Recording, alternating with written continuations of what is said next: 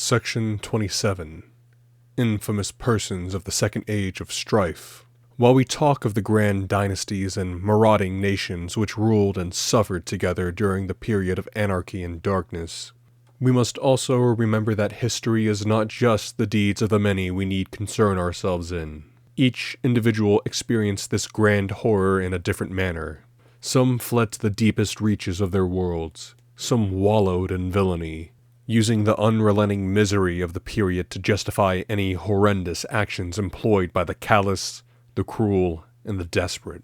Some self-harmed, whipping themselves raw in mute horror. Some found solace in debauchery, some in heroic sacrifice. Some felt some kindling embers of hope deep in their hardened hearts. For isn't the darkness darkest before the dawn? This section shall cover 5 such figures of importance and chart their place within the bitter tapestry of this age of doom. 1. Yarick, hero of Hades' Hive, butcher of Batek. Commissar Yarick was once the hero of Armageddon, beloved by his men and feared by the orcs he made his enemy. Yet he chose to abandon the world in favor of chasing the great war boss Gazkul Magruach Thraka and his fleet as it fled the Armageddon system in the latter part of Millennium 41. He and a sizable force of guardsmen, along with regiments of PDF Steel Legion desperate to join their hero in battle once more, joined the large Black Templar fleet of Helbrecht as he gave chase to the Green Fiend. In the madness and confusion of the period of the New Devourer, worlds were vanquished of life, and chaos became norm. Lost amidst a storm of fleeing pilgrims, Xenos, and refugee fleets, as well as the stifling shadow and the warp, the fleet lost their quarry. Worse, after decades of fruitless, violent searching, the warp grew restless as never before. The Astronomicon was faltering, and bit by bit, piece by piece, and ship by ship, their fleet was separated and lost, scattered across the entire Segmentum Solar and Ultima. Of the Templars we have already discussed, yet Yarick's fate was to shape him as a figure of fear and loathing, rather than adoration. Tossed upon the torrents of madness for 3 years, eventually Yarick and his small collection of vessels were vomited back into real space into the Delineus system. This happened to be the subsector capital of the Mobian subsector. Unlike other tracts of Imperial space cut off from the wider whole by treacherous warp currents, the Mobian subsector did not become a petty imperium in its own right. The subsector governor, Pilatais, did not declare himself overlord or imperator or anything as pretentious and vain as the other petty emperors. He maintained the title governor and instead set up his own council, known as the Interim Body. He and his government considered themselves part of the Imperium, an indivisible structure. When Yarick arrived, Pilatais saw this as validation of his theory that the Imperium had survived, and if he was patient, relief would come. However, the sight that greeted him was somewhat disappointing. 7 battered, battle-damaged troopships and an ancient Grand Cruise, which listed to one side permanently, its flanks seemingly ravaged by years, nay, centuries of warfare. The naval staff were embittered and tired. Likewise, the guardsmen who came with Yarick were similarly weary. Nevertheless, Pilatais invited them to set up a sector base within his area of space. Yarick readily accepted. His guardsmen and fawning PDF followers set up a large base upon the governor's capital world, known as Batek. Here he was resupplied and his troops drilled and trained until they had regained some of their former elite lethality. But all was not well upon Batek. While Pilatais and his interim body considered everything to be business as usual in the sector, his people did not. Rumors spread of the collapse of the Imperium, of how Batek had not received communication from the Adeptus Terra in countless centuries, and how supplies from neighboring subsectors had not arrived in system and living memory. The deluded governor continued to send his annual tithes dutifully to Terra. When no word came back, the governor sent next year's tithe out just the same, fearing possible retaliation should he not do so. This, combined with the lack of imports, began to take its toll upon the heavily populated worlds of the system, especially Batek. Upon the planet, mass movements and demonstrations began to spring up. Some were movements in favor of the planet being run by committees of civilians. most simply demanding representation. In their eyes, the Imperium had fallen, and they had no obligation to a dead god. The governor had failed them, and these degenerate equality bands began preaching of the prospect of representative governance of their planet in the hope that such government would redistribute resources and relieve the growing economic misery Pilatus was inadvertently inflicting upon his own people. These protests were suppressed violently by the mauls and tear gas of the grim-visaged Adeptus Arbites precincts across the world cities of Patek, but their actions merely fueled and fanned the outrage and disgust of the protesters. Pilatus requested Yarick's aid in ending the riots and disruptions. He claimed the equality bands were undermining imperial ideals. Something had to be done. Thus, Yorick and his soldiers collaborated with the few Arbites forces upon the world, spreading the propaganda message of obedience and submission. Yorick orated to the crowds. Was he not the hero of Hades' Hive, beloved by all? However, he was not their hero. Why should they listen to this warmonger? They began to argue, and their protests became more blatant and defiant. Hidden amongst the population, a people's rebellion began to develop. If the governor could not grant them liberty, then he was not their governor in their view. On the 50th Candlemas of the 200s of Millennium 46, over 7 million men, women, and children emerged onto the streets of the main city within sight of the governor's palace. A more blatant provocation could not be made. As the colorful banners and chants filled the vast courtyards before the palace, a great rumble resounded, drowning out the defiant challenges of the populace. The titanic gates to the palace ground opened painfully, and from this grim portal rolled the monstrous form of the Fortress of Arrogance, flanked by 2 whole armored companies. Yarick, riding atop the tank like some heathen king of old, echoed the blaring roar of the arbitrators across the city, howling through a loud hailer built into his baneblade. Disperse or be destroyed. Then, something terrible happened. A single rioter, hidden amongst the bustling mobs of civilians, fired upon the force. It was an ineffectual shot, the single lasbolt impacting harmlessly into the hull of a Lehman Russ. Yarick, his patience and nerve stretched thin by multiple antagonistic riots, finally snapped.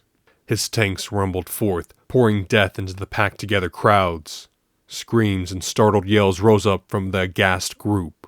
The chilling collective screams soon drowned out by the roar of autocannon fire and the hiss of las cannon and multi-lasers. The capital city became filled with confused and terrified crowds of civilians who fled through the streets, crushing many of themselves amidst the chaos. Thousands more were mown down by the volleys of the tanks and accompanying armored fist squadrons, who executed countless protesters with a callous efficiency. Just as the armed forces seemed to have relaxed, that was when the rebels chose to strike. Missile launchers and plasma projectors suddenly began to stream from houses, sewer entrances, and various other buildings. Tanks were upturned and damaged. Soldiers ambushed, even more civilians caught in the vile crossfire which now developed. Lehman Russ squadrons patrolled the wider avenues, leveling any building which seemed to harbor fugitives. Hellhounds moved through the smaller streets, their flaming main armament spearing fire directly into enemy-held buildings, roasting all those within with searing promethium. Windows burst with the overpressure, the anguished cries of those within signaling their demise. Yarick was at the forefront of this massacre. This was a war. He knew how to fight wars. As he howled imperial rhetoric from his lectern aboard the Fortress of Arrogance, the titanic tank ground through the streets. Smaller buildings and people too old or crippled to evade his vehicle's monstrous tracks were driven over entirely by the Baneblade. Its heavy bolters, las cannons, and demolisher cannon pulverized anything within range. Men, women, insurgent rebels, buildings, children, all were treated with the same heartless distaste.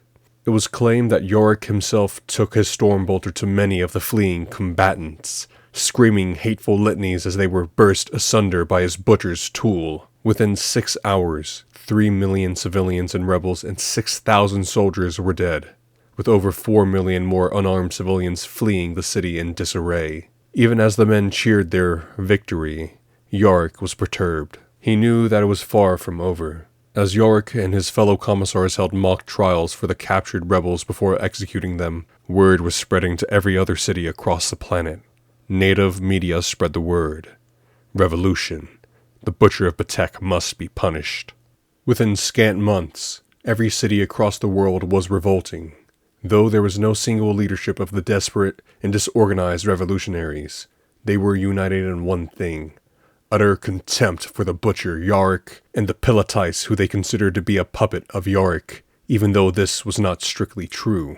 Arbite's precincts were besieged by millions upon millions of vengeful rioters, and the less numerous but far more deadly equality bands who had developed into a semi-professional paramilitary force. Yorick's guardsmen and delusional former Armageddon PDF moved from site to site, battling and destroying whichever foe rose up to engage them. While the Imperial forces were near invincible in open battle with the ragtag paramilitary armies, they could not handle the guerrilla campaign underway across 7 continents in conjunction with constant pitched battles and uprisings. Over that decade, Yorick and his men fought near constantly. The rebels, armed with improvised explosives, captured armor, and armaments, and their fanatical devotion to their cause took a heavy toll on their oppressors. In some cases, the Batekian PDF battalions found they could no longer murder their own people, and the record of desertion was unbelievably high. Soon, the situation was untenable. Pilotis and his interim body decided to flee the capital world, and found their capital on another of the worlds within the subsector. Yorick cursed them, decrying them as cowards and pacifists. Nevertheless, in 264 Millennium 46, the transport bearing the rulers of the Mobian subsector began to rise from the starport. Disgusted and betrayed, the ancient commissar ordered his fortress of arrogance to fire upon the transport. Though the treacherous barrage severely damaged the transport, it managed to escape. Yorick, who was by now so very old, even his bionics weren't keeping him flushed with vigor, began to truly go insane. His forces destroyed the starport of Batek in order to prevent any further cowardly retreat, as he said. 265, Millennium 46. The capital was once more besieged by dissidents. However, now they were well-trained, well-armed, and hungry for vengeance. All but 3 of Yorick's battalions were destroyed over that year. The Arbites were all dead or in hiding. Most of the native PDF were part of the massive revolt now. Only the palace, besieged on all sides, remained in Yorick's hands. Surrounded by foes, even his fellow allies began to realize Yorick was a failure. Yorick, never known for despair, called for a final, glorious charge. Most of his men refused, but he still managed to persuade his Baneblade crew to join him in this final act. As dusk fell on Yorick's final days, a great roar arose from behind the great gates of the palace. Out surged the Fortress of Arrogance. Its weapons were spent, its fuel low. Nevertheless, it charged, its loud hailers blaring the Emperor's glory, a well-known imperial battle hymn of the 41st millennium. It plowed through the masses of enemy soldiers as a massive amount of ordnance and weapons fire impacted the dying Leviathan. Engines ruptured, sponsors toppled off in flames, and the crew died, one by one. Yet still, the vehicle plowed forwards, scattering the enemy before it. No one knows who killed Yorick. Such was the confusion. All the same, a single lasbolt struck Yorick in the throat, blasting his head from his shoulders and causing his corpse to pitch itself from the chassis of his battle tank to be torn apart by the baying hordes of enemies. Romantic revolutionary writers, writing about the glorious revolution after the event, claim the lasbolt came from the same anonymous shooter in the summer of 250, Millennium 46, making up for missing the butcher originally.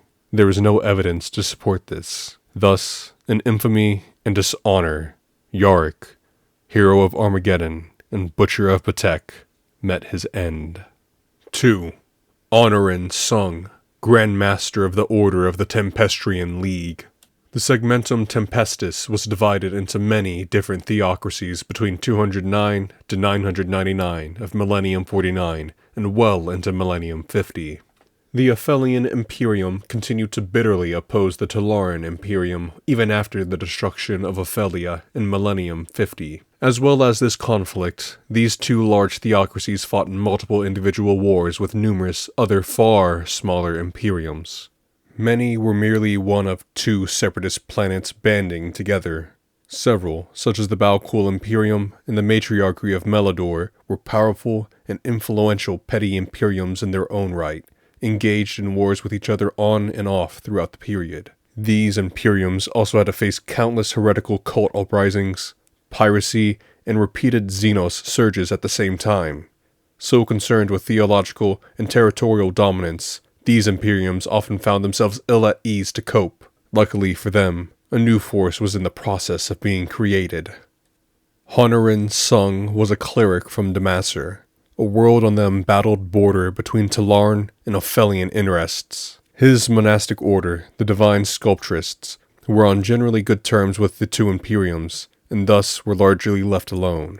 Of course, the rest of the world was Talarn-dominated, with a large Ophelian population. War was commonplace on the world. While on a justice pilgrimage, it was said a man, armored in perfect grey armor studded with scripture, appeared before him, guiding him to a data vault deep within the eastern hemisphere of his world. There, he discovered a vault filled with information and documentation written in ancient pre-Second Strife era Gothic. As a learned scholar, he soon translated all the documents and deciphered the meanings of many of the artifacts. He learned of an ancient order of warriors, soldiers of the faith, and champions of the rule of the Ecclesiarch, known as the Frateris Templar. He returned to his order and brought them into knowledge of his discovery. Sung's new movement converted almost all his fellow clerics, and within the year, his beliefs became widespread and popular across the entire world. Patronage by local power magnates, and religious backing by both Ophelian and Talarn canons, each eager to use the movement's popularity to gain the moral high ground over their theological foes, allowed the order to rapidly expand and develop. Honorin, though himself was a skilled warrior and orator, due to his role of battle missionary of his order, knew most of his brothers and sisters of the faith weren't so skilled. He eventually allowed the various suits of the Frateris Templar armor to be examined by Surf Tech adepts and other mechanics of the imperial cults of machine, allowing more suits to be built. It took many years and much blood and money, but eventually, the reborn fraternity was forged. Ships gifted or built for the order spread throughout the subsector, then sector, then segmentum. Using a revolutionary tactic of waystation and leapfrogging warp transit, which this chronicler maintains was a tactic stolen from early Tau fleet tactics despite the venomous retorts of the many major League Masters I have encountered. The Order managed over a decade to establish order houses across the segmentum, with Grand Master Honorin Sung loosely in charge of all of them from his monastery upon Damaser. His order was tasked by him to defend any Emperor-worshipping factions' vessels as they traveled through the void, defending them from marauding Xenos and any pirates that chose to attack. Similarly, Honorin, who often sallied forth from his keep upon Damaser, called for his brothers and sisters to cast aside the chains of segregation and division. Division is weakness, a heresy the Imperator Ascendant would never permit. We are children of the Master of Man, one and all. Let our tremendous wrath and hatred turn upon those that truly deserve our murderous wrath. Let the adhumanist taint be expunged from our collective realms. Let the heretic and the unclean beastman and children of mutant filth be our foes. Let the anti-human, the cursed Xenos, be our foes. Let hate be directed outwards. Let the outer dwellers fear us, the children of Imperator. Ave Imperator.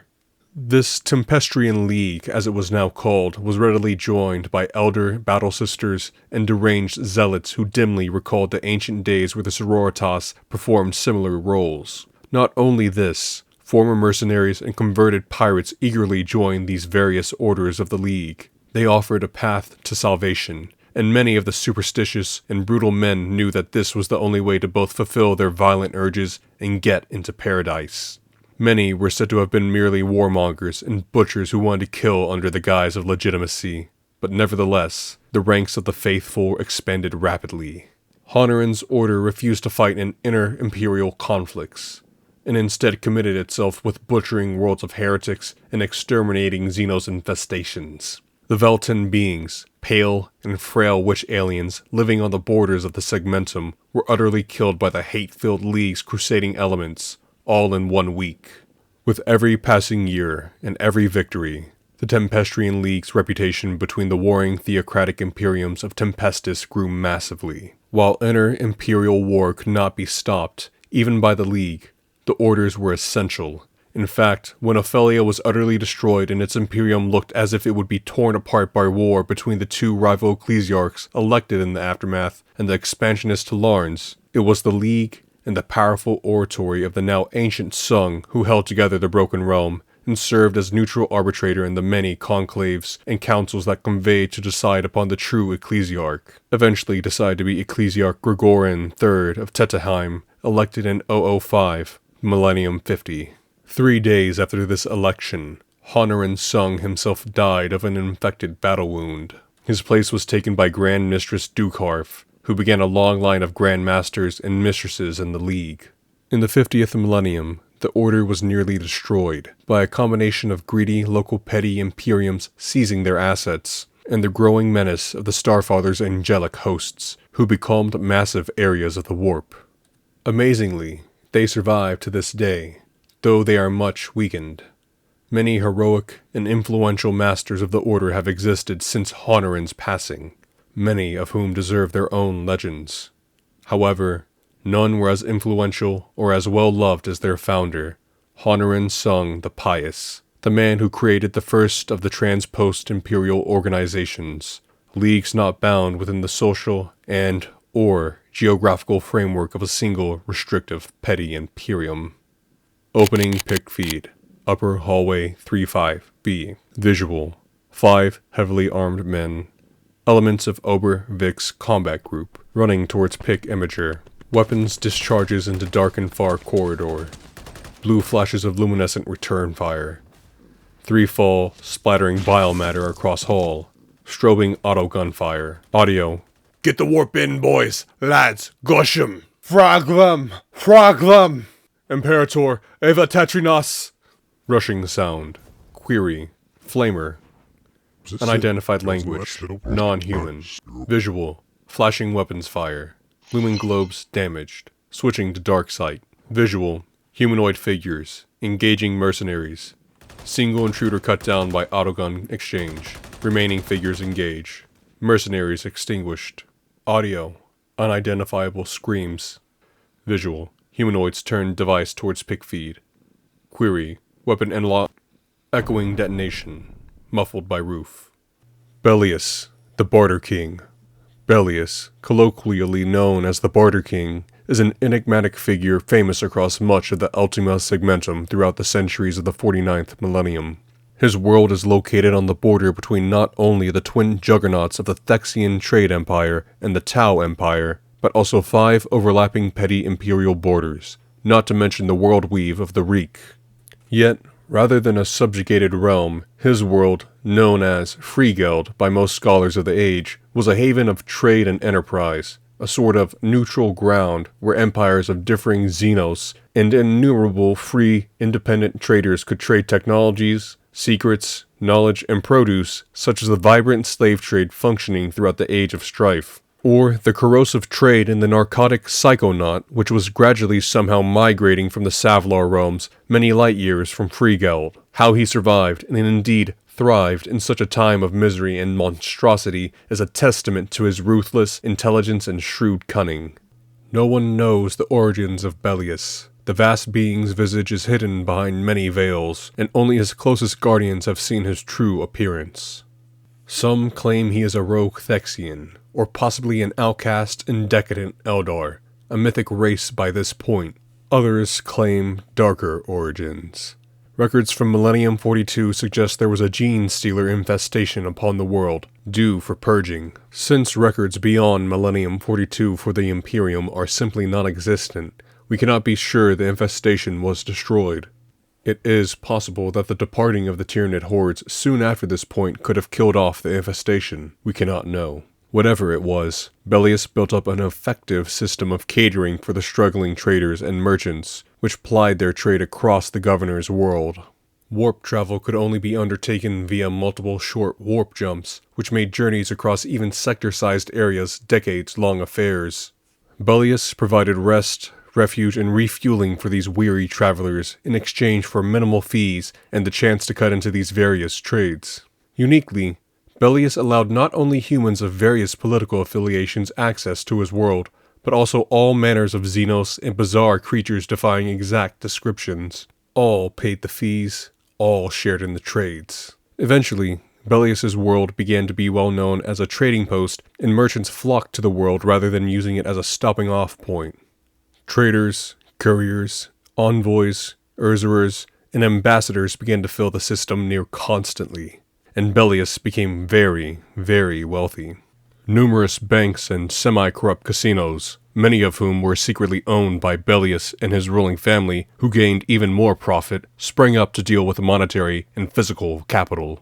Inevitably, across the crowded and bustling cities across Freegeld, criminals and brigands were drawn to these rich targets like fleas to a canine.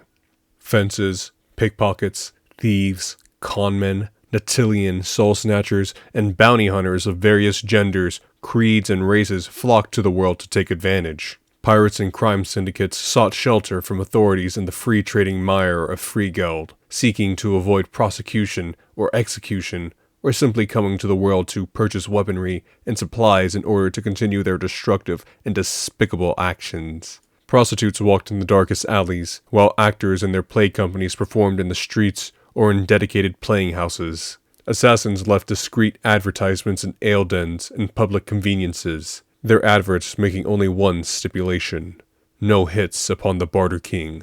Gladiatorial pits sprang up, sating the bloodlust which all the cowering masses of the galaxy felt during the age of pitiless misery. The bloody combat of these chrono-constructs gave release to the futile, pent-up rage of the masses who bayed constantly for blood.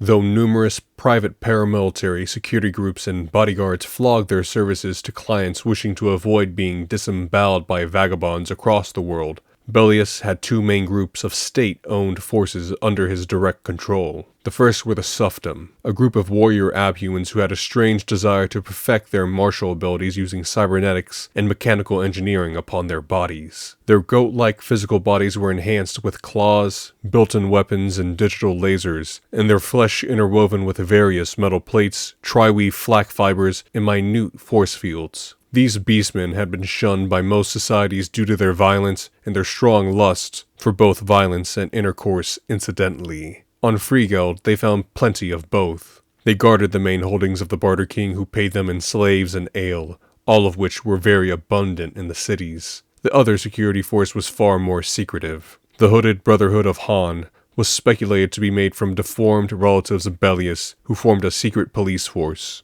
They would discreetly remove any troublesome guests without incriminating Bellius in the slightest.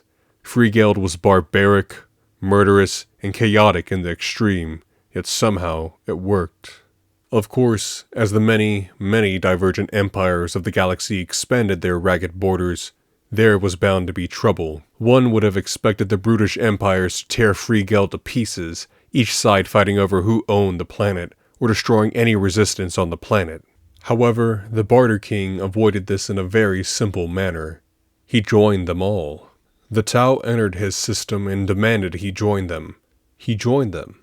The Thexians sent emissaries to his realm, suggesting an alliance. He accepted, and thus removed the need for the Thexians to impose their own ruler upon the system, and joined the Trade Empire. The Pan-Heritic Imperium entered the system, their dread vessels swarming with stolen Necron arc weaponry. They threatened invasion. Bellius sent envoys saying the king surrendered. The Imperium accepted and didn't interfere with the world, as it provided a lot of income to them. Each time a force came, he became a subject to this force. Handily, while it made him technically subordinate to these empires, it also meant that many of these empires granted him treaties, research grants, and various other funding. He then used these grants and loans to pay his tithes to his other imperial overlords, playing each realm off one another without them ever realizing. Though it seemed like Freegeld was invincible, it was evidently not the system which held it together, but the influence of the Barter King himself. When he died in his sleep in 800 Millennium 49, his realm collapsed within 7 decades. His tithes became delayed and mismanaged by blundering underlings, angering the empires that ruled the realm. Civil wars between rival successors to the throne of the Barter King led to his private forces becoming rather more violent in public. In one incident, a merchant was killed in the crossfire, and his White Scars hired goons turned their gleaming bolters and scimitars upon the native forces, causing anarchy and confusion as thousands of different mercenary groups, bodyguard units, and criminal gangs turned their guns upon their rivals and their apparent foes, each believing their clients and brethren were under threat from a hostile force. The war with no enemies was a baffling and senseless engagement which cost over 7 million lives in the 2 years it lasted. Afterwards, merchants came less and less frequently to the world. Profits dropped and tithes were not paid. The 17 empires which apparently ruled the system came to collect. Free Geld was destroyed over a period of 2 centuries as fleet after fleet of militaries came, bombarded, and looted the decaying world. Eventually, with no ruling government and no laws in particular, the now increasingly barren and sickly world was abandoned by its ruling empires, and it fell into disarray. By Millennium 50, it was still a realm of meetings and trading. However, it was almost exclusively criminal in nature, with grimy thugs and robbers roaming the streets murdering and stealing, while large bands of pirates and reavers meet to trade stolen goods and plan further atrocities in other sectors, or simply to get drunk and violent. In 103, Millennium 50, by ethereal decree, the 400th Phase Expansion Fleet of Commander Blueheart cracked the planet by directing 700 asteroids into the planet until it broke up, killing any rogues and crooks stupid enough to still be on the planet when they did so. This was to deter piratical assemblies and keep Tau shipping safe from reavers. So endeth the realm of the Barter King. Yet, while he lived, it was possibly the closest to a functioning society capable during such a turbulent period of genocide, extortion, and the death of a god. 4. Festiel the Broken. After so much devastation and death across so many millennia, our universe is a realm made hollow and heartless by necessity and misery. Great tracts of space, thousands of light years across, lay barren and destroyed. Wilderness space makes up the vast majority of the realms of the galaxy. The few areas of lucrative, inhabitable territory fought over like ravenous vultures claiming scraps of fresh meat clinging to the bones of a corpse. Petty imperiums, alien empires, and monolithic societies of abominations all cluster around these decadent and murderous tracts of ironically named paradise space, for there is nothing but wilderness beyond it and between it. Yet even the wilderness space is inhabited by countless pirates, mercenaries, and obscene monsters. The same cannot be said of ghost space. In some place, where the warp was weak, and the death toll from invasions, the new devourer, and the death of stars was 100%, the destroyed and murdered souls are said to cling to existence. Such a being is Festiel. Knowledge of the Festiel, the Broken One, is scant at best. Some call him legend, others myth. Yet, the stories are too many and too similar to discount entirely. On an orphan world, drifting in the deep dark, where no light falls, resides the Festiel amidst a world of corpses, the entire world dead and reduced to ash. Some say he is a corrupted Night Lord, driven into insanity and bitterness by despairing lunacy. Others claim the fiend is a fury, tossed from the realm of the warp during the conflagration with the Starfather to be trapped within the material realm, filling him with bitterness and rendering the man incorporeal. The stories are countless and futile. He simply is. It is said the realm of Festiel is utterly silent, unnaturally so, as if the planet is cursed with silence. Creeping things with their orifices soon shut, and their flesh wasted and thinned until their dry bones can be seen, crawl and scrape silently. Furies flutter from crumbling towers, snarling soundlessly in the futile dislocation. The rogue planet appears in the void when vessels are forced to drop out of the warp short of their destinations. As they ready themselves for another jump, the dark planetoid appears, a black shape across a black void. The vessels inexplicably break down, their engines bafflingly non-functional despite the best efforts of the captured tech priests or the serf demiurge engineers aboard. They simply stop. Then the silence comes. The whole vessel becomes silent, Panic ensues as men desperately scream to be heard, clawing at their heads and ears furiously. Before long, the beleaguered crews either enter the orbit of the void world or are ensnared. The accounts differ. Desperate for a solution, they send shuttles to the surface. No one returns. Soon, the vessels begin to orbit closer and closer.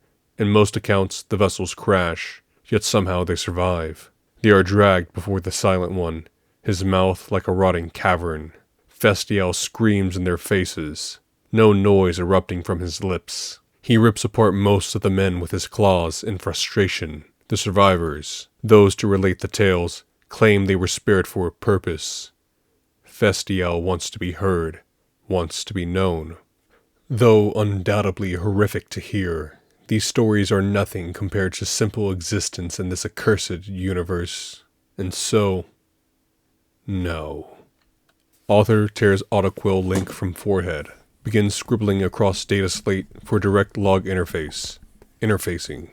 As I write this, I am disgusted. I cannot be dispassionate any longer. I sit in the darkness of these vaults, cowering from reavers above, who even now slaughter our defenders to a man above us, and I talk about legends and ghost stories as if they matter. I contemplated destroying this log just to stop them from corrupting or defiling it. Then I realized this log is more important than this whole facility. This log is evidence. It is proof. Throughout the millennia of my existence, not once have I found another history of this age, nothing so complete. PIC display shakes as detonations from above become audible above a rumble. Voices beyond room begin to scream. Gunfire beyond chamber door. I would not be so arrogant as to say this history is anywhere near a complete log of this period of abomination. I cannot depict everything, for I am only human. But I am the only one left. The only one who has a continuity of vision. I was there before, during, and after. The human race needs to know what it once was, and what it can be again. This order, the Order of Recollectors, brought me here to collate a summary of the universe from the billions of source material they have hoarded in these vaults over the millennia of degeneration to store here as a permanent record of all the gods to see. I have done as you asked, but I must break our contract. Metallic bangs begin to resound behind Author. Massive battering ram, humanoid foes attempting to breach the vaults. Author ignores. I built a device. This world was naturally linked to the web. Perhaps this is how the Recollectors first got here. It doesn't matter. There was a gate. I studied it. I took it apart and rebuilt it. It took me centuries, but I did it. Originally, I tailored the gate as a gateway system for myself. But I know now that it is this log, this record which needs to survive this. I can't let my legacy be destroyed. I have already lived too long, done too much evil. Sounds of gunfire. I suppose then this should be my last declaration. First, to organize. User, #17382, request equal, file data summary. Process? Yes. Files located. 1003 sections. Begin packaging sequence? No. Please state desired functions. Use the initial 27 as the hash index for the package salt. Use the rest for interspersed obfuscation code using quantum algorithm delta 5. Collate, then package. Collation complete. Awaiting instruction beta 6. I am an evil man. Perhaps never intended. No, never intended. This changes nothing though. My actions may very well have doomed us all. I tried to stop them. I tried with all my cunning, my might, and my intellect. There was nothing I could do. Everything I did just made things worse. Hopefully this log can be of some use to those that go on after I am dead. And I will die, there's no doubt about it now. Alongside this log I have attached all the weapon, vessel, and technological blueprints I could lay my hands upon from the Recollections librariums. I hope they are of some use to those I am sending this to. Encrypted section. I send this to Armageddon, the planet of battles. I know what happened there. I know who leads the Imperium growing there. If you are indeed reading this, Hermit, I know your name, and I have one thing to say to you. Save us. Please save us, Primarch. Save us, Vulcan. Encrypted section end. So I commend my soul to... I almost said God Emperor then. He's not worthy of that title. Not now. I commend my soul to the Imperium. May it rise again. Forgive me. Regards, Lord Inquisitor Cripman. Author concludes log. Log locked and secured. Stasis field engaging in 10 seconds. 10 sec. Humanoid figure bursts into room. Author turns to them, obscures image of figure. 9 sec. Author, too late, your realm will fall. 8 sec. Humanoid, the templates, where are they? 7 sec. 6 sec. Author spits at silhouetted figure. Gunshots. Viscera obscures pick lens. 5 sec. 4 sec. Figure advances. Author falls. Figure strikes data slates from desk. Spectro matching initiated via proximity trigger. 3 sec. 2 sec. Figure focuses upon log device. Lunges for log device. Spectro match found. Figure equals subject hashtag 2352. Codename designation. Bile. 1 sec. Stasis engaged. Colors. Swirling and blistering and monstrous. The cogitator brain cannot identify the realm. It slides like a bullet through the concept of envy. Oily shapes. Milky white eyes in the side of twisting, snarling figures. Vague structure, shifting along smooth walls. More colors splash into view. Waves at a beach. Cross-referencing fails as the images before the cogitator unit shift constantly. The temperature fluctuated and flexed, forming ribbons around the capsule as it flew through the frictionless realm. Hot, cold, hot. All formed spider-like structures on its flank before they dissolved in logic. Eventually, before it set off, the capsule finally stopped with a hiss and a gargle. Opening pick feed. 2 figures, located in room. Room analogous to bunker system. Figure 1 taps controls at side of log device. Figure 2 remains motionless, transfixed by device. Spectro matching indicates humans. Human 1 continues adjustments. Human 2, are you supposed to do that? It's techno-magic. We should burn it. Human 1, no. He said we weren't to burn techno-horrors anymore. We bring it to him when we find them. He'll know what to do. Further adjustments. Stasis field deactivated. Human 2 recoils from deactivation sequence. Human 2, devil! Human 1, nah, nothing heathen about it. Go get the hermit. Go tell him, or one of the angel fire warriors. Go. Human 2 departs. Human 1 smiles at device. Log ends.